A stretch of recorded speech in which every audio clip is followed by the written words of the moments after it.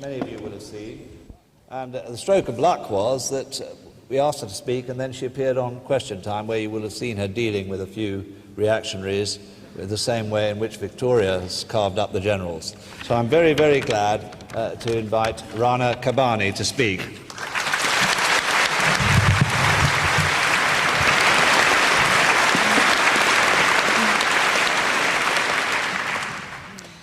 Ladies and gentlemen, forgive me if I address you seated, in deference to Bobby Muller, who cannot stand up, in deference to an old Arab custom that women who are bereaved do not. And this is a great bereavement. This is a great bereavement for all of us in the Arab world. I am an Arab woman who sits before you with 2 small children, and but for a twist of circumstance, I could have been one of the Iraqi mothers who have, in the past 6 weeks, seen their small children burnt alive, or bombed, or dying of diarrhea, or dying because there was no milk in Baghdad, and because of the stress that would not allow them to breastfeed them.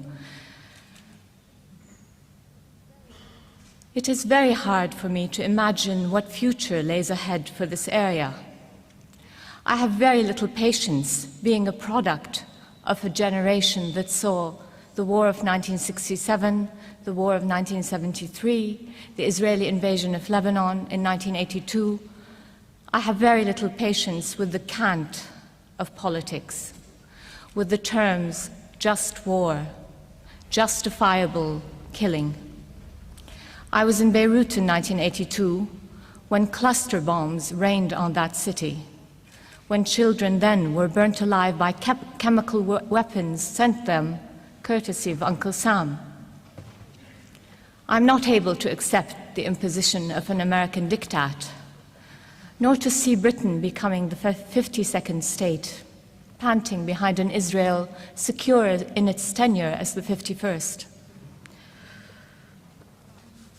I must ask if this war, with its laudable aims of destroying one dictator, had another ignoble impulse of seeing another strengthened, the imposition of regional hegemony for Israel, the imposition of an Israel that is now with sole monopoly in weapons of mass destruction, in its expansionist tendencies, in its utter disregard for human rights of any kind.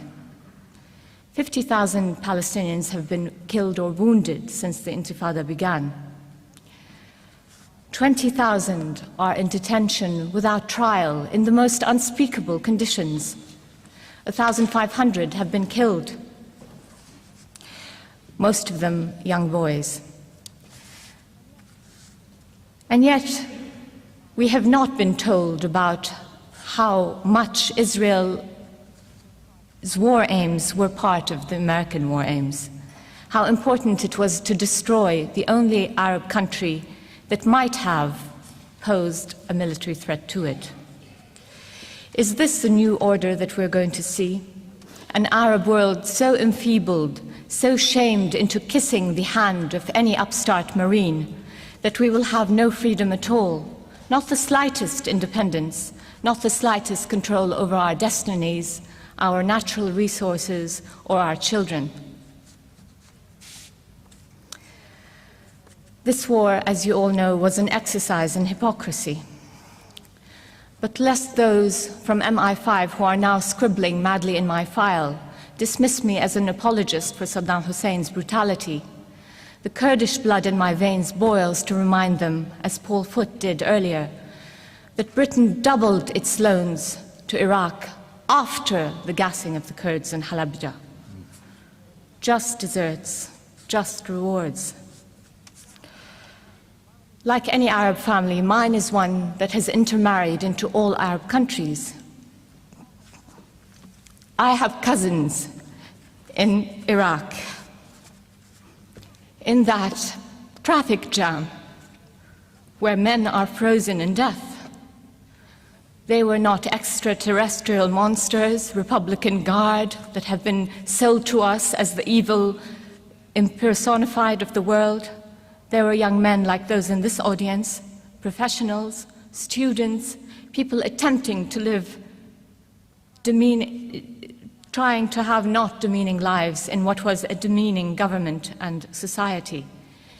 Men who were caught in the conflict of their country, unwillingly, as wretched conscripts, not as Marines.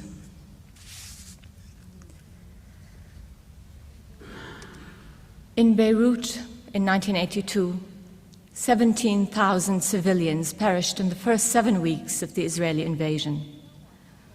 And yet no one saw fit to draw a line in the sand then to punish those aggressors, to punish the obscene slaughter of women and children in Sabra and Shatila, perpetrated under the protection of Israeli guns, Israeli soldiers who stood just a few yards away, who lit the skies with flares so that the Phalange, their proxies in Lebanon, could slit the throats of children and gouge out their eyes.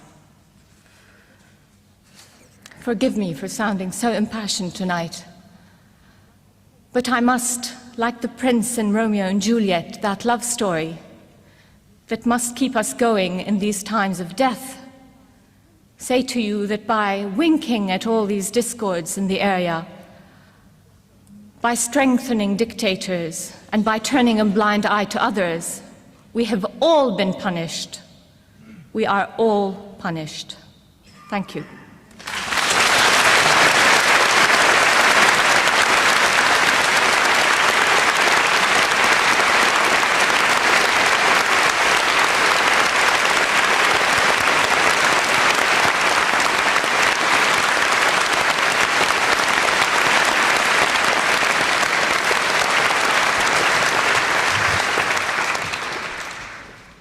Well, that was wonderful. Thank you very much.